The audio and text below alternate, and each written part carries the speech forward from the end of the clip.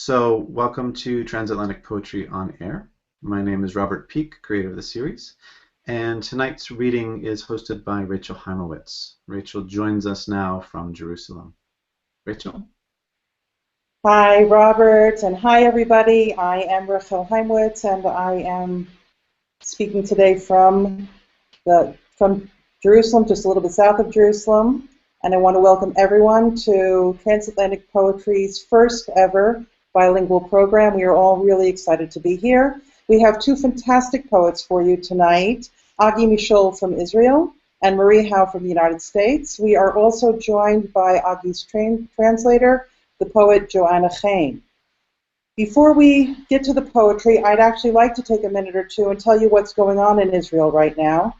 About 2 hours ago, we heard the first of two sirens that commemorate our Memorial Day, the day that we remember our fallen soldiers. Because we have a citizens' army here where every young adult is conscripted right out of high school, and every man goes on to do 1 month of national service, reserve duty service, a month out of every year. Pretty much everybody knows somebody who has fallen. But this remembrance didn't start tonight. It actually began a week ago. We had commemorated Yom HaShoah, the day that we remember those who died in the Holocaust. This week of remembering culminates on Monday night when we begin the celebrations of our Independence Day. We here in Israel are so thankful for the miracle of being able to be in this nation, and we try never to forget the hard road that it took us to get here. In fact, there is a group of young adults who this year commemorated these days as the 10 days of thanks. Many tourists are surprised when they come to Israel and they see that when the siren blows, everything in this entire country stops. In every store, in every office, everybody stands up. Even cars on the highway will pull over to the side, and every driver and passenger gets out of their car, stands next to the car, and takes a moment of silence to remember during the siren. We all have sons, husbands, and fathers who have served or are currently serving.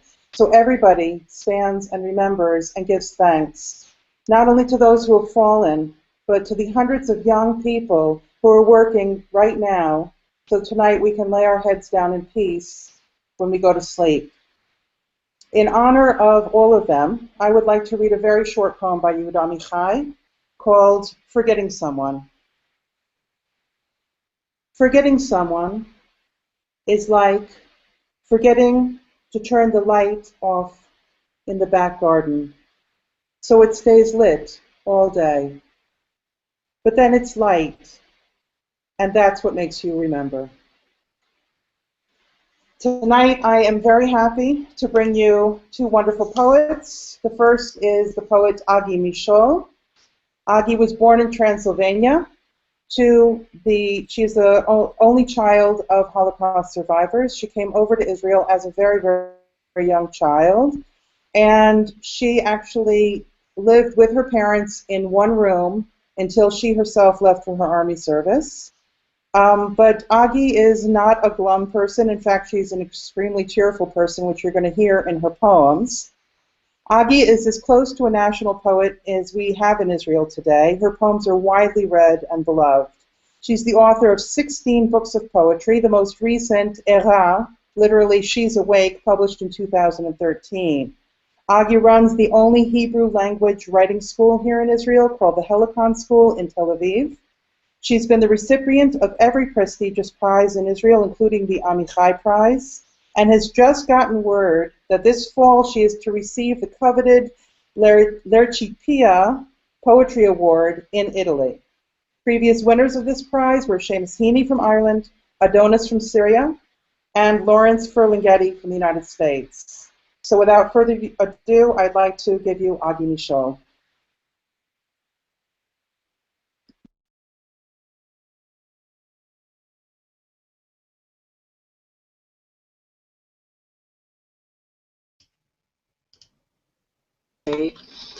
Hi, Shalom from Israel. Hi, Robert, Marie, Joanna, Rachel, and all our listeners. It's a great pleasure sitting here in the room of my own, talking to you through transatlantic poetry. I will read in Hebrew. Well, most of the people wouldn't understand me, but we'll hear it as a concert of the Hebrew language. But Joanna's translation will be displayed on the screen. I will start with two poems. The first one is an invitation for all of you for attention. And the second one is about being a poet, which means being so much myself so I can also become you. It is called Showing You, מראה לך. מתפשטת בשבילך עד לכתב ידי, עד שרואים לי את הגרוניות, את הנחציות, את האהבי, עד שרואים לי את הסמך ואת הכי סופיות שלי, את העצים מהם עשויים נייר, חלילים ושולחן הכתיבה, עם הכיסא המסב אליו ריק, כשאני באה אליך שתקרא לי בדיו. And the next one is poets, משוררים. תראו אותנו מסתובבים במערומי השרד שלנו, כמו נגיף מוחלש עשוי ממכשפות, עם ראיית אולטרה סגול ושמיעת FM, נועצים ניקוד באותיות שלא התעופפו מן הנייר, צמאים לכל מילת יחס, ועם זאת שוטטים מכל מקף. שירינו אוספים עליהם את כל החוכמה כדי לשחרר ממנה את החיים שיוכלו להתנהל בטיפשות. תראו אותנו בוהים מול אורו הכחלחל של הצג, המאור הגדול שלא נברא בבראשית, עד לדיבור אחד מרוכז שיצדיק את האי-קיום שלנו, ערים כמו ציפור בלילה שנותרה ללא עץ, אבל עד כדי כך עצמנו הופכים כבר לאתם. Now I'll still remain in the Ars Poetic zone. I had once an idea, it's not scientific, that there is a kind of working order that God, whoever she is, planted poets all over the world, in all kind of landscape and languages, some in cities, some in deserts, some in snow, and each of us is responsible for her or his environment to give a whole report, a poetic report of the planet. So that's the idea of the next poem, Working Order, which I wrote as an answer to a friend of mine who suggested to me to move to another place. סידור עבודה, Working Order. אתה צודק, היו כאלה שאלוהי המחברות הגלה אותם מארצם כדי לכתוב את הביוגרפיה שלו. אבל רובנו מופקדים על איזה דלת אמות, מרבים לו עיניים בזמן שאחרים בהסך. את מרי אוליבר הניח ליד ביצה שחורה לשומרה ולעובדה. את טרנסטרומר טמן בשלגי הצפון, ואת סירקה טורקה עם כלביה עמוק בלב יער, בדיוק מתחת לעשן. לפעמים ויתר, כמו לפסוע, שנדד מאישיות לאישיות בתוך עצמו בלבד. אחרים תדלק במסבעות, העניק להם, כמו לפו או קוואפיס, טרמפולינת ביבים. היו שמחל בערים גדולות, שמר להם שולחן בבתי קפה, שרק בם יכלה בדידותו לגעת בבדידותם. אבל גם ניחם, כמו את האירים, בבולבוסים יפים שהטילה האדמה לכבודם. אותי שמעת, הורים מתופת ואני בחפם, בצל מטע אפרסמון, תחת מסלול נדידת הציפורים. אורבים רואים אותי יוצאת ונכנסת לתוך הבית, וזה לזה קוראים קרא, קרא. Since I've mentioned my parents, I would like to read 2 short poems about them. They are not alive anymore. My parents were Hungarian Holocaust survivors. Agi is a very common Hungarian name.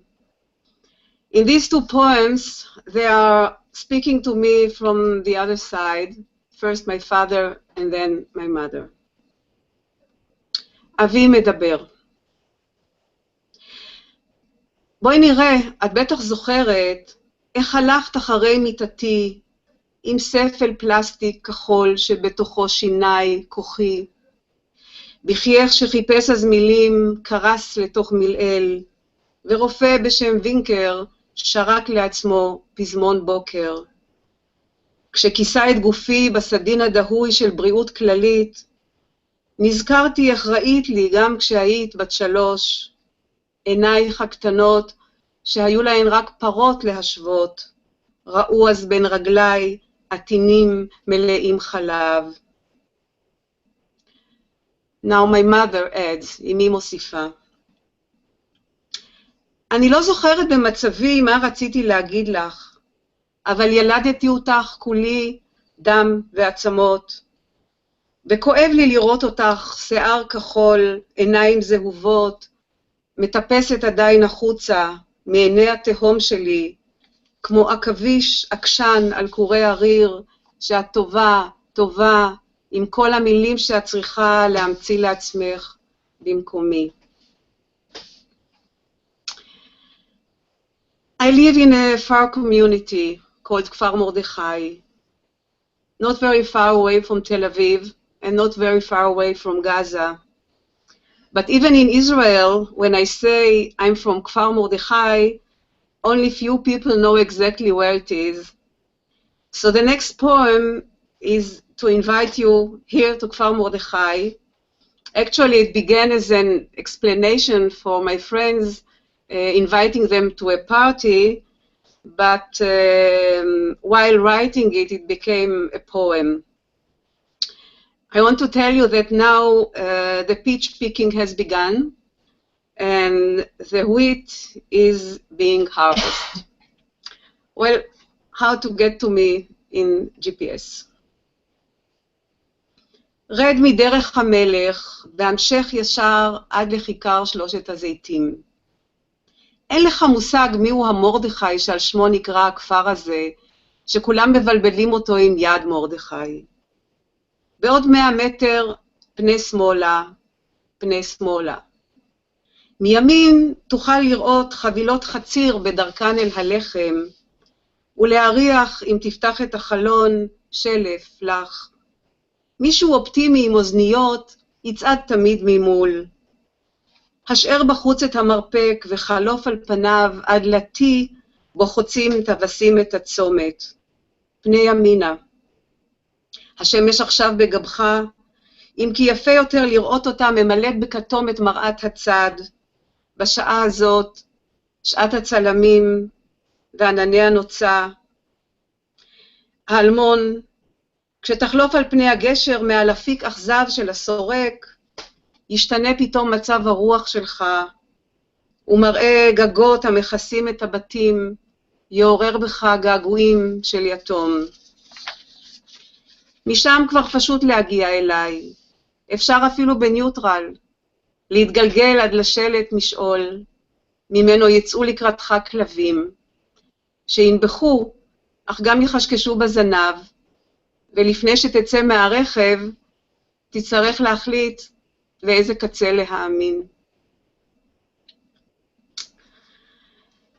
Now, I have a lot of animals here around me, and when you look at an ostrich, you can see that whoever created it was distracted and not concentrating very much. It looks like like a combination of leftovers. And it is always reminding me the notebook with all the sentences that I try without success to connect and make a poem out of it. So this poem has 2 titles, Ostrich and the poet מעלעל, looking in the drafts of his poems. Well, בת יענה. את בת היענה ברא משאריות וכל מה שלא יכול היה לומר עליו כי טוב. הוא ברא אותה בסיומו של יום, קשה במיוחד, מתוך עייפות גדולה וחוסר ריכוז. היה חושך, הברואים התרוצצו, ולא היה כבר כוח להתחיל משהו חדש. חיבר רגלי תיש לאצבעות תרנגולת שחרגו קצת ממידתן, ועל ירחיים סמוקות הרכיב טורסו עוף בחצאית נוצות שחורה. הוא מודה, משהו בפרופורציות הזכיר טיוטה לדבר שלא עמד לו כוח להביאו לידי גמר. הכנפיים למשל אינן מסוגלות לשאת את הגוף. כמה מרוכז היה כשברא את הרימון, והראש, אם אפשר לקרוא כך למקור וזוג עיניים, אינו אלא מקום בו מאבד הצוואר את שמו.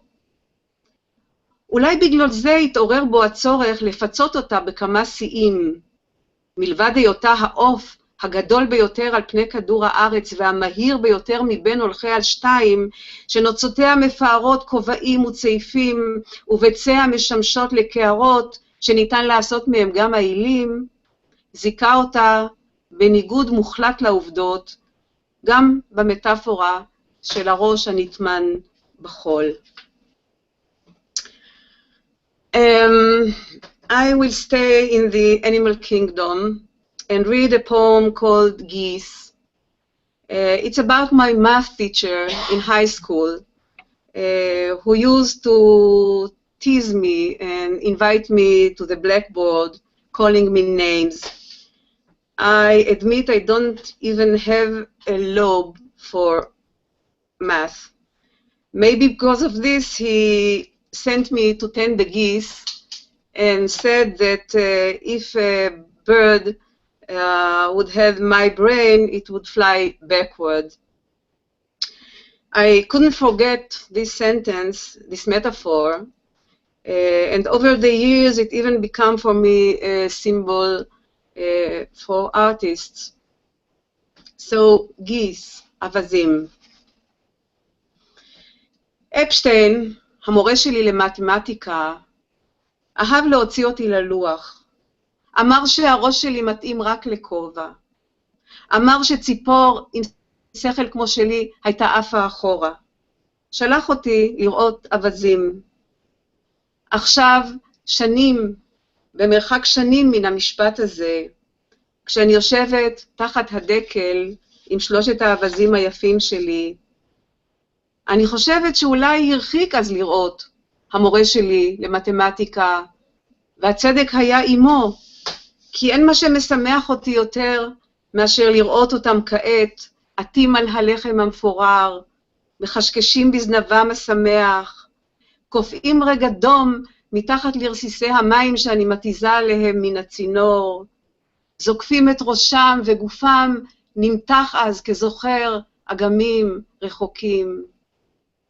מאז מת כבר המורה שלי למתמטיקה, ומתו גם בעיותיו שאף פעם לא עלה בידי לפתור.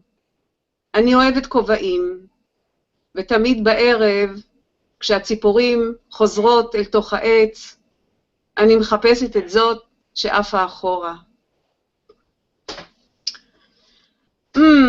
Now, relationships.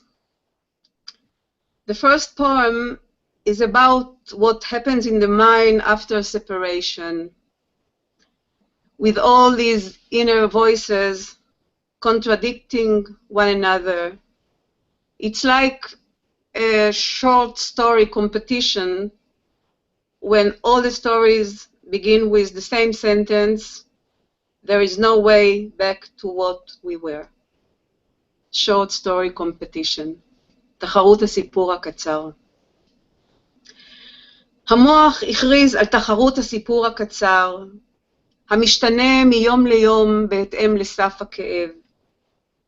משפט הפתיחה תמיד זהה. אל מה שהיינו אין עוד דרך חזרה. הסיפורים דמו אלה לאלה, רובם נכתבו בלילה לקולות תנים וינשופים, ועסקו בגורל האהבה שירדה מתחת למינוס והפכה לכתב ראי של עצמה. היו שהדגישו בטוש עבה נקודות מפנה שאצל אחרים נבלעו ברצף הכללי של זרם התודעה, והיו שבמקום לכתוב הקיפו את ההיעדר בגיר כחול, כאילו הייתה גופה שפונתה כבר מזירת הפשע. הערמומיים ניסו להוכיח שאפשר לטבול באותו נהר פעמיים.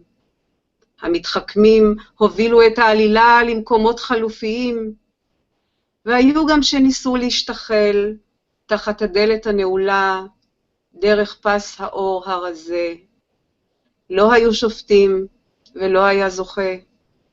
המקום המשיך להתנפץ אל צוקי השכל הישר, בשצף קצף רעמות וקרבולות, חוזר ומוחק את הפסקאות האחרונות, כמו עורך מרושע, המותיר חוף חלק כמו דף.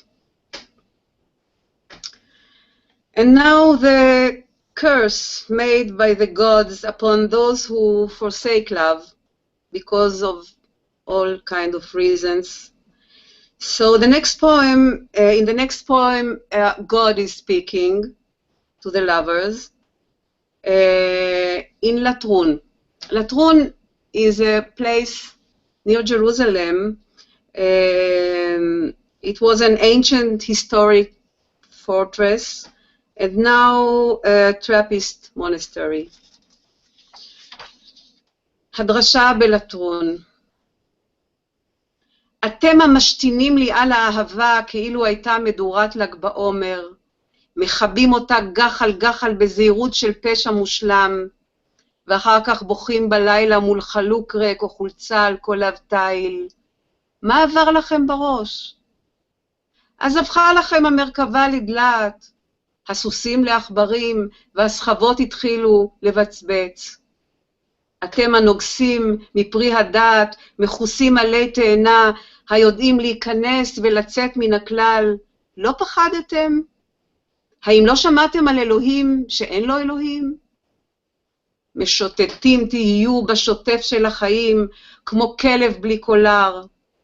לעולם לא תרגע בכם דחיסות לתוך צורה, ולעולם לא תשמעו יותר את טמטם הלב.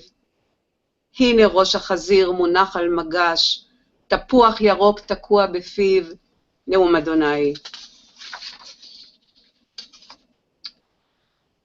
Now, האהבה מתייצבת למילואים. האהבה מתייצבת למילואים.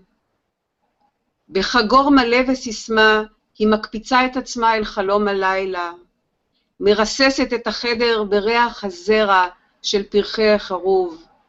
לכי, אני אומרת לה, המלחמות נגמרו, ולפני שאת עפה מפה, כתבי לי 100 פעם, סלחי לי שנגלתי אלייך בגופו של אריק. תני לי את הספר שלי מנורת לילה שם, את הערה. Now, night lamp.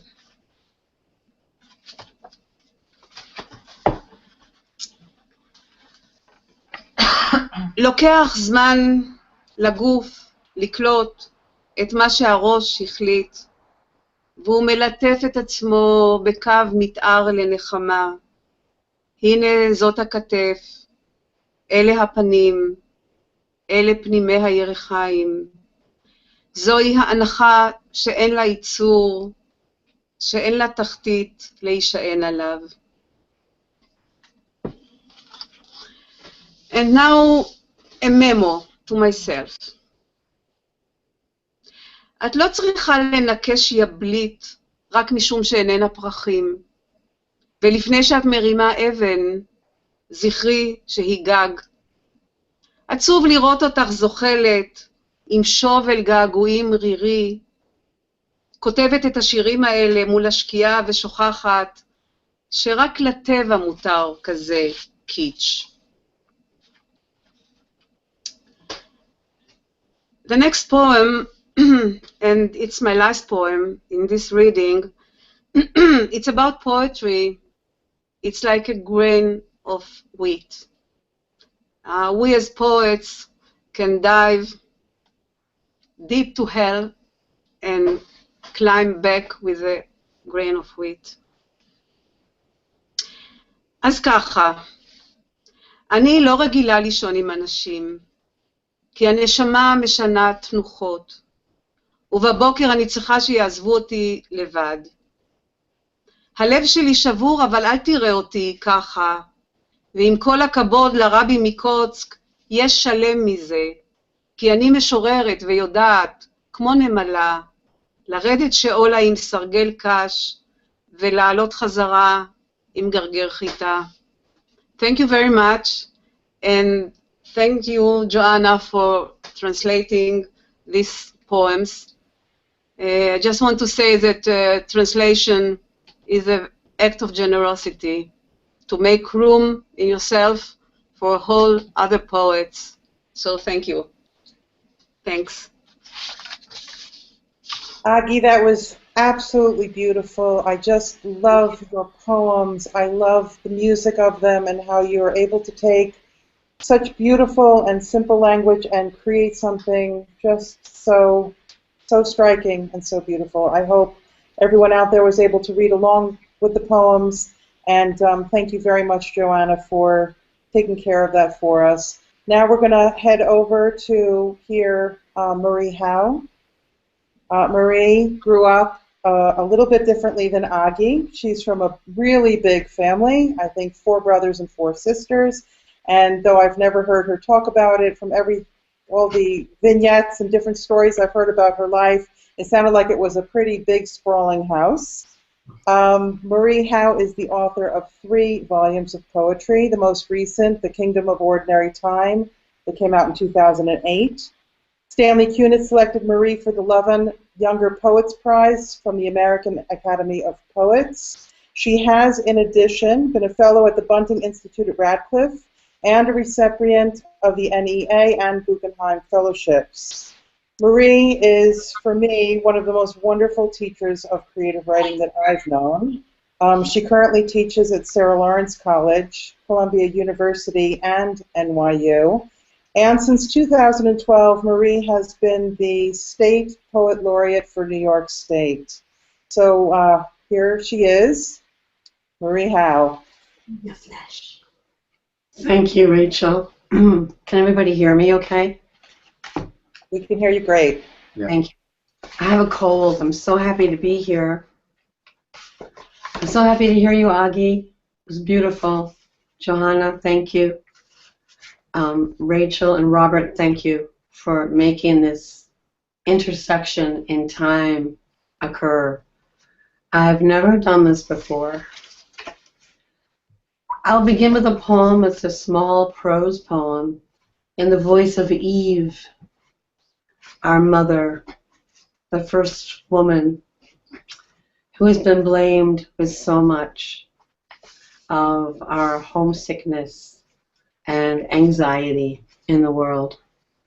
In this poem, she's trying to tell us what a certain moment in her life was like. It's called Part of Eve's Discussion. It was like the moment when a bird decides not to eat from your hand and flies. Just before it flies, the moment the rivers seem to still and stop because a storm is coming, but there is no storm. As when 100 starlings lift and bank together before they wheel and drop, very much like the moment driving on bad ice, when it occurs to you your car could spin just before it slowly begins to spin. Like the moment just before you forgot what it was you were about to say. It was like that. And after that, it was still like that. only all the time.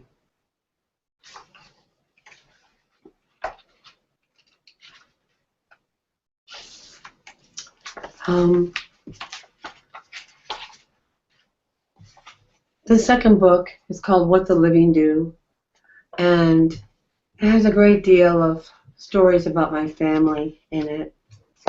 I'll read the first poem of the book called The Boy. And this poem's about my older brother. I was one of 9 children, and my older brother was a year older than I.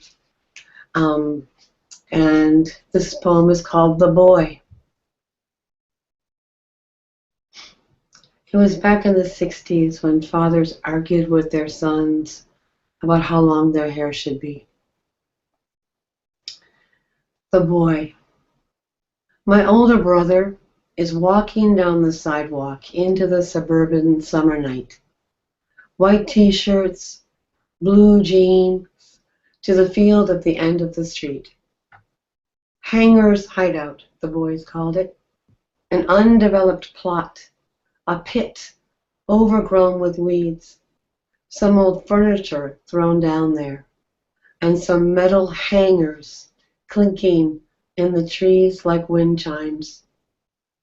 He's running away from home because our father wants to cut his hair.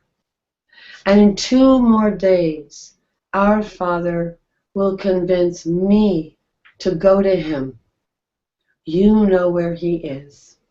And talk to him. No reprisals. He promised. A small parade of kids in feet pajamas will accompany me. Their voices like the first peepers in spring. And my brother will walk ahead of us home. And my father will shave his head bald. And my brother will not speak to anyone the next month. Not a word. Not pass the milk. Nothing. What happened in our house taught my brothers how to leave, how to walk down a sidewalk without looking back. I was the girl. What happened taught me to follow him, whoever he was, calling and calling his name.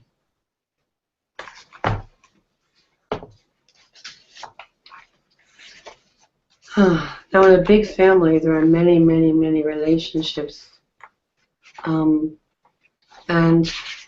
the center of this book focuses on my younger brother, John, who was 11 years younger than I was. And we were very close friends. Excuse me. And in his 20s, in the 1980s, he contracted the AIDS virus and lived with that virus for several years before he died at the age of 28. As so many people were dying in the United States then. And people, of course, are still dying. So here's a poem called The Gate about Johnny. I had no idea that the gate I would step through to finally enter this world would be the space my brother's body made.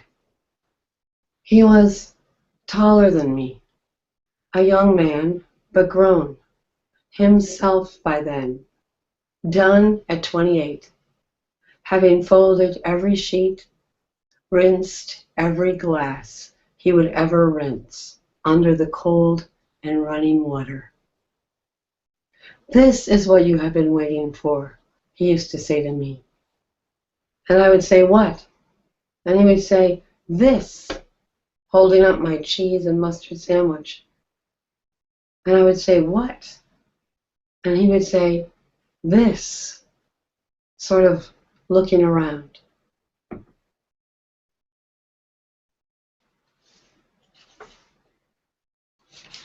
Here's another poem with Johnny in it. It's called One of the Last Days. As through a door in the air that I step through sideways before reaching for a plate high in the cupboard, I find myself in the middle of my life. May night, raining, Michael just gone to Provincetown, James making a pizza next door, lilacs in full bloom, sweet in the dark rain of Cambridge. On one of the last days, I told him, "You know how much you love Joe? That's how much I love you." And he said no. And I said yes. And he said no. And I said, "Yes, you know it's true." And he closed his eyes for a moment. When he opened them, he said, "Maybe you better start looking for somebody else." Joe is the man John lived with and loved. After Johnny died, many, many, many months later, I wrote this poem to him in the form of a letter. It's called What the Living Do. Johnny, the kitchen sink has been clogged for days. Some utensil probably fell down there. And the drainer won't work, but smells dangerous. And the crusty dishes are piled up, waiting for the plumber I still haven't called. This is the everyday we spoke of. It's winter again. The sky is a deep, headstrong blue, and the sunlight pours through the open living room windows because the heat's on too high in here and I can't turn it off. For weeks now, driving or dropping a bag of groceries in the street, the bag breaking, I've been thinking, this is what the living do. And yesterday, hurrying along those wobbly bricks in the Cambridge sidewalk, spilling my coffee down my wrist and sleeve, I thought it again. And again later when buying a hairbrush. This is it. Parking. Slamming the car door shut in the cold. What you called that yearning. What you finally gave up. We want the spring to come and the winter to pass. We want whoever to call or not call, a letter, a kiss. We want more and more and then more of it. But there are days walking when I catch a glimpse of myself in the window glass, say the window of the corner video store, and I'm gripped by a cherishing so deep for my own blowing hair, chapped face, and unbuttoned coat that I'm speechless. I am living. I remember you.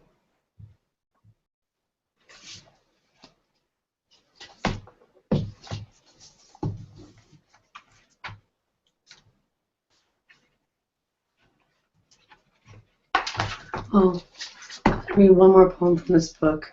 It's called The Kiss. I forgot about this. Where did it go? Here it is. The Kiss. When he finally put his mouth on me, on my shoulder, the world shifted a little on the tilted axis of itself. The minutes since my brother died stopped marching ahead like dumb soldiers, and the stars rested. His mouth on my shoulder and then on my throat. And the world started up again for me. Some machine deep inside it, recalibrating. All the little wheels slowly reeling and speeding up. The massive dawn lifting on the other side of the turning world. And when his mouth pressed against my mouth, I opened my mouth, and the world's chord played at once, a large, ordinary music rising from a hand neither one of us could see.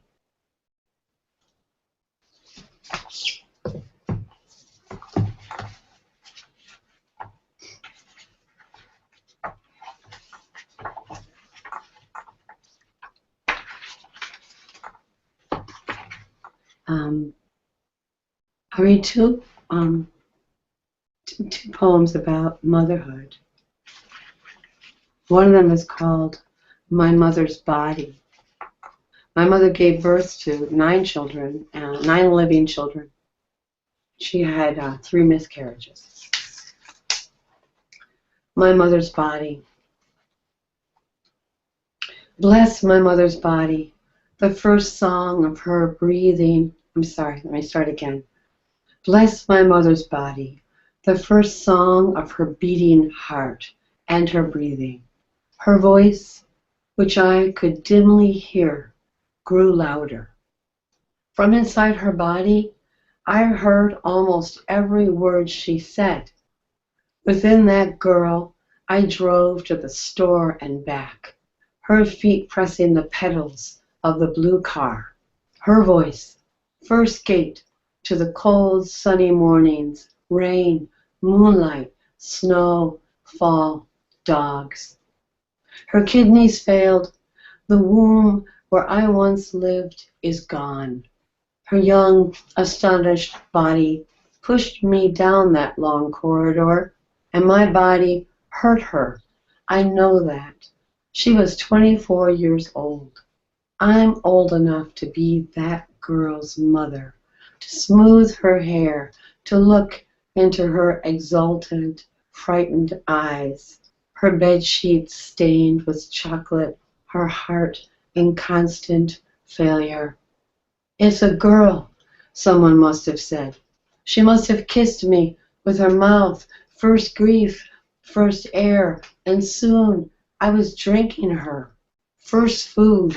I was eating my mother, slumped in her wheelchair, one of my brothers pushing it across the snowy lawn, her eyes fixed, her face averted. Bless this body she made, my long legs, her long arms and fingers, our voice in my throat, speaking to you now.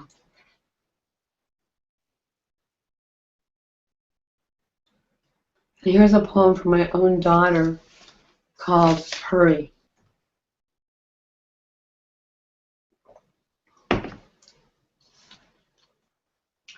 Hurry. We stop at the dry cleaners and the grocery store and the gas station and the green market. And hurry up, honey, I say. Hurry, hurry. As she runs along 2 or 3 steps behind me, her blue jacket unzipped and her socks rolled down. Where do I want her to hurry to? To her grave? To mine? Where one day she might stand all grown? Today, when all the errands are finally done, I say to her, honey, I'm sorry, I keep saying hurry. You walk ahead of me. You be the mother. And hurry up, she says, over her shoulder, looking back at me, laughing. Hurry up now, darling, she says. Hurry, hurry, taking the house keys from my hands.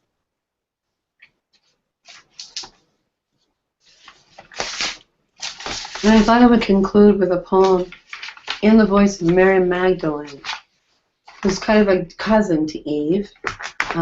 Mary Magdalene, we know very little about her, except that she was a friend of Jesus and that she had once been possessed by 7 devils. Everything else about her is, of course, made up. So this is the poem where she's talking to us about what those 7 devils were. Magdalene, the 7 devils. The first was that I was very busy. The second, I was different from you. Whatever happened to you could not happen to me, not like that. The third, I worried. The fourth, envy, disguised as compassion. The fifth was that I refused to consider the quality of life of the aphid. The aphid disgusted me, but I couldn't stop thinking about it. The mosquito too, its face, and the ant, its bifurcated body. Okay, the first was that I was so busy. The second, that I might make the wrong choice because I had decided to take that plane that day, that flight before noon, so as to arrive early, and I shouldn't have wanted that. The third was that if I walked past a certain place on the street, the house would blow up. The fourth was that I was made of guts and blood with a thin layer of skin lightly thrown over the whole thing. The fifth was that the dead seemed more alive to me than the living. The sixth, if I touched my right arm, I had to touch my left arm. And if I touched the left arm a little harder, then I first touched the right, then I had to retouch the left and then touch the right again, so it would be even. The seventh, I knew I was breathing the expelled breath of everything that was alive, and I couldn't stand it. I wanted a sieve, a mask, I hate this word, a cheesecloth to breathe through that would trap it, whatever was inside everyone else that entered me when I breathed in. No, that was the first one. The second was that I was so busy. I had no time. How had this happened? How had our lives gotten like this? The third was that I couldn't eat food if I really saw it distinct, separate from me, in a bowl or on a plate. Okay, the first was that I could never get to the end of the list. The second was that the laundry was never finally done. The third was that no one knew me, although they thought they did, and that if people thought of me as little as I thought of them, then what was love? The fourth was that I didn't belong to anyone. I wouldn't allow myself to belong to anyone. The fifth was that I knew none of us could ever know what we didn't know. The sixth was that I projected onto others what I myself was feeling. The seventh was the way my mother looked when she was dying, the sound she made, the gurgling sound so loud we had to speak louder to hear each other over it, and that I couldn't stop hearing it. Years later, grocery shopping, crossing the street, no, not the sound. It was her body's hunger, finally evident, what our mother had hidden all her life. For months, I dreamt of knuckle bones and roots, the slabs of sidewalk pushed up like crooked teeth by what grew underneath. The underneath. That was the first devil. It was always with me. And that I didn't think you, if I told you, would understand any of this. Thank you so much. Thank you, Marie. That was fantastic, just fantastic. I just love that Mary Magdalene poem. This is the second time I've heard it, because I always thought, what if the biblical characters were alive today, what would they be thinking? That's something that, and I've been wanting to write it, and I really appreciate that you wrote it so perfectly. You bring that Mary Magdalene right into the psyche of what we're feeling today. Before we start the Q&A, first of all, I'd like all of us to be on together. I just would like to introduce and to ask a question of Joanna Chain. We are very, very lucky to have tonight Agi's translator. Without translation, we have no way to share our poetry between languages. And it's not only, Agi said earlier, such an incredibly generous act, but it's also, Joanna and I were speaking earlier today, about the process of translation and how that works. But before I ask Joanna the question, I just want to mention that Joanna was a reporter here in Israel for a number of years. She wrote for Newsweek and the BBC. She since went back to school, got her master's in creative writing from Bar-Ilan University, and she currently writes her own poems and does translations that have appeared in Poet Lore and in the LA Review of Books. So Joanna, I'd love to say hi to you for a minute and to talk to you just really briefly about the synergy of translation, how you find yourself within the poem of somebody else when you're translating. First of all, it's a great pleasure to be here with two of my very favorite poets. As a writer, it's important not just to write, but to read. And I think that essential to translation is a deep reading of someone else's words. You have to love the words, of course, and I do love Aggie's words, and I loved them from the very beginning. And I found them accessible, both on a personal level and on a universal level. And through translation, I'm trying to make it accessible to other people. So translation is for me a way of delving into words from a different perspective. And I think that the multi-layered quality of the Hebrew language really lends itself to that. It's biblical, cultural, historical, and of course, political. So really the act of translation, I think, in my work with Aggie, is one of negotiation. And perhaps you can't capture all the meanings, but you can certainly capture the flavor, the culture, the essential quality that make it meaningful in another language. That's the challenge, and that's what I, as a translator, try to do. It's fantastic. Okay, we have a question from a listener named John Gossely from Virginia. This is actually directed to Marie, but I'd like to open it up to all three of you. Marie, in your poem, The Girl, from What the Living Do, you wrote, "She would never come into my arms without believing that I wanted something." When you wrote that, did you feel that people still wanted something from you, and do you still feel that way today?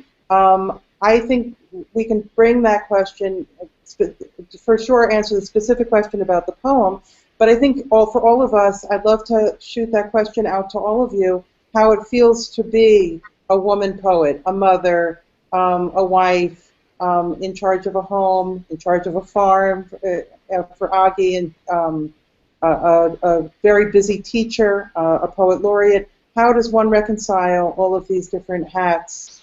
How do we keep writing when so much is pulling at us?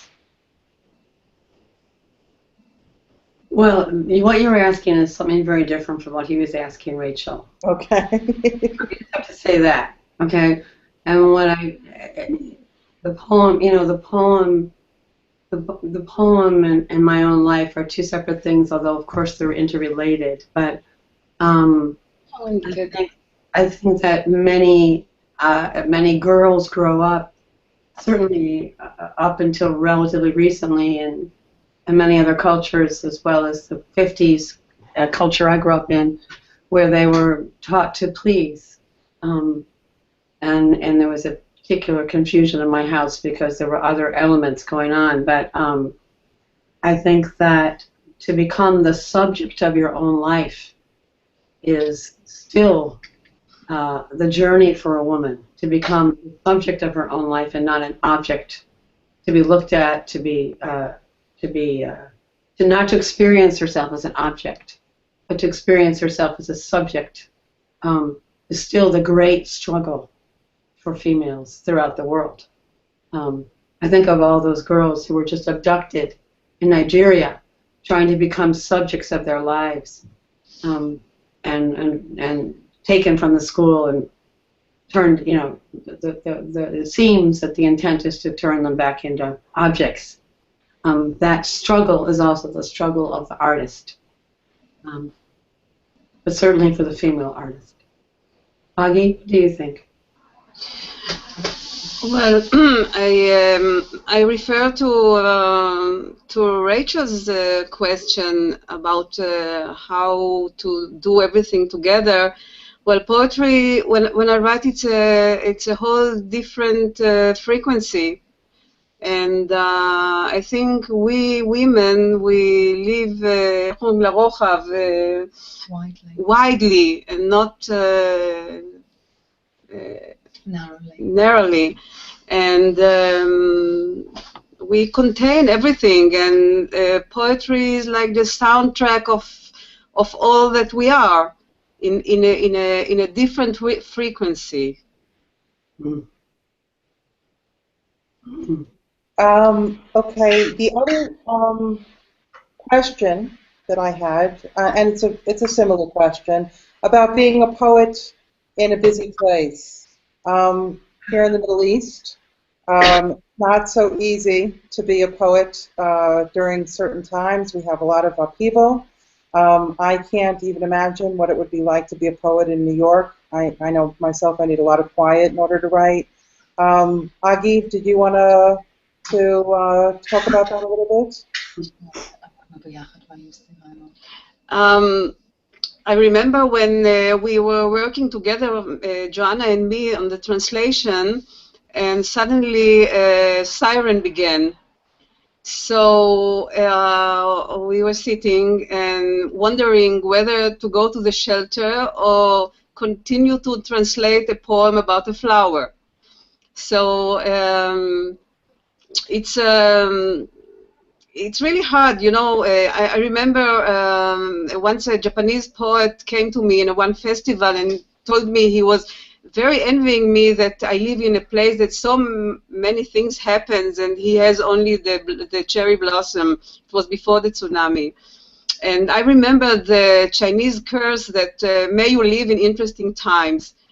Well, I live in interesting times, and it's very complicated and very because here in Israel you are expected to relate to political and social issues, and if you don't write about it, you are considered as an escapist, ignoring everything that happened in the area. It's roses, guns and roses, but. I don't think about me as a political poet, but reality percolates into the language. It's all about language. It's especially in metaphors, and I have to mute and have some quiet in all this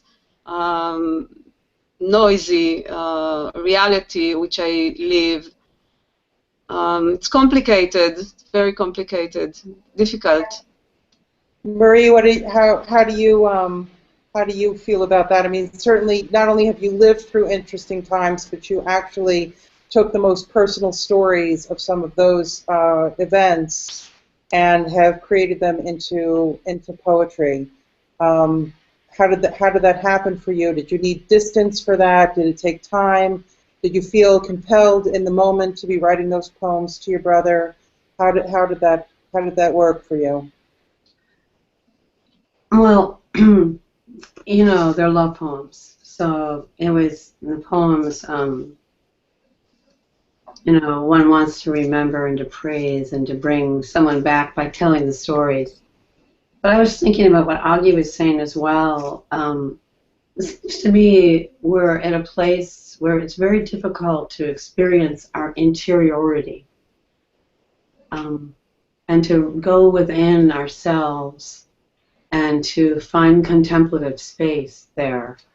It is the political upheaval in the world, the noise, the New York City or Tel Aviv, but more importantly to me, it's the cell phone, the computer, the machines that demand our attention and that provide us with this very superficial stimulus, like a dopamine, that is fragmenting us so much that I think it's very, very difficult to to go inside and go inside oneself and turn all the machines off and to be in that interior place. I worry about that place disappearing inside humans because we're so externalized now. You know, we're like with our thumbs, you know. Certainly it's a problem. And no place, and very hard to get to the deep concentration. But the question also, I mean, you brought up the 200 odd girls in Nigeria. Yeah. How do we go along and not? I mean, it's happening now. We're walking around. They're sitting on our hearts. How do we not write these poems? How do we not write these poems in the moment?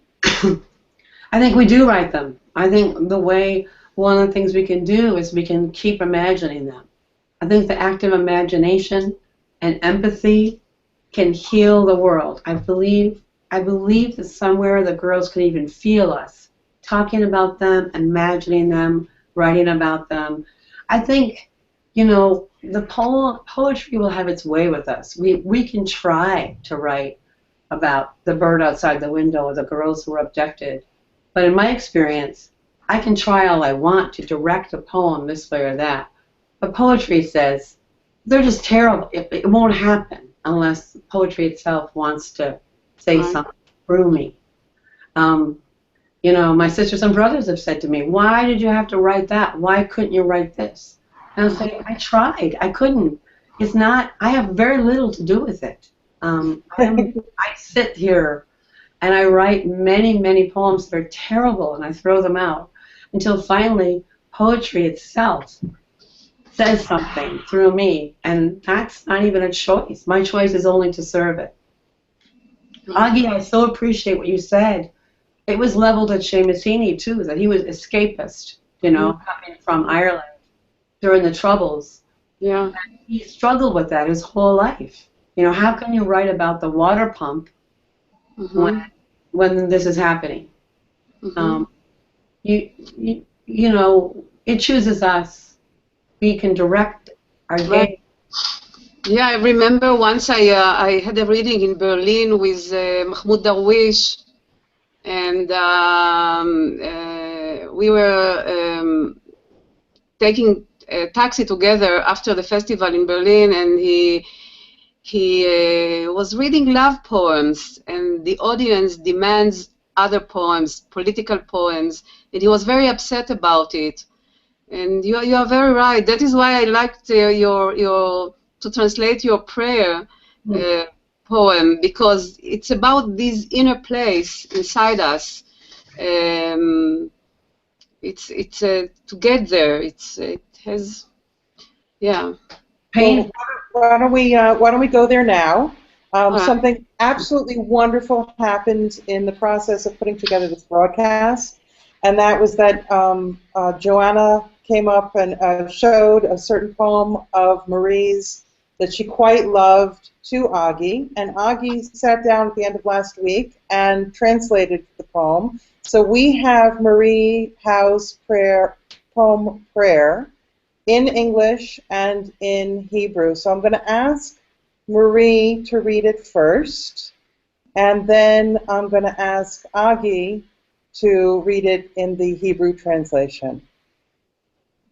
It does speak very directly to what we're talking about now, interestingly. Right. Prayer.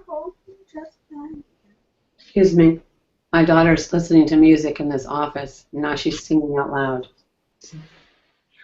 Prayer. Every day I want to speak with you, and every day something more important calls for my attention. The drugstore, the beauty products, the luggage I need to buy for the trip. Even now, I can hardly sit here among the falling piles of paper and clothing, the garbage trucks outside already screeching and banging. The mystics say, you are as close as my own breath. Why do I flee from you? My days and nights pour through me like complaints and become a story I forgot to tell. Help me. Even as I write these words, I am planning to rise from the chair as soon as I finish this sentence. I love this poem. תפילה. כל יום אני רוצה לדבר איתך, וכל יום משהו חשוב יותר לוכד אותי. הכל בו, מוצרי היופי, מטען שעליי להביא להכין לקראת נסיעה. אפילו עכשיו אני בקושי יושבת כאן. בין ערימות הנייר והבגדים, משאית הזבל בחוץ, חורקת ודופקת. על פי המיסטיקנים אתה קרוב אליי כנשמת אפי. למה אני חומקת ממך? ימיי ולילותיי ניגרים מתוכי כמו תלונות, והופכים לסיפורים שאני שוכחת לספר. עזור לי. אפילו עכשיו כשאני כותבת אני מתכננת לקום מהכיסא ברגע שאגמור את המשפט. Just beautiful. Ladies, just absolutely beautiful. I don't want to let you go, but it's late for all of us, and this has been an amazing, amazing broadcast. Thank you so much, Marie Howe from New York. Thank you so much.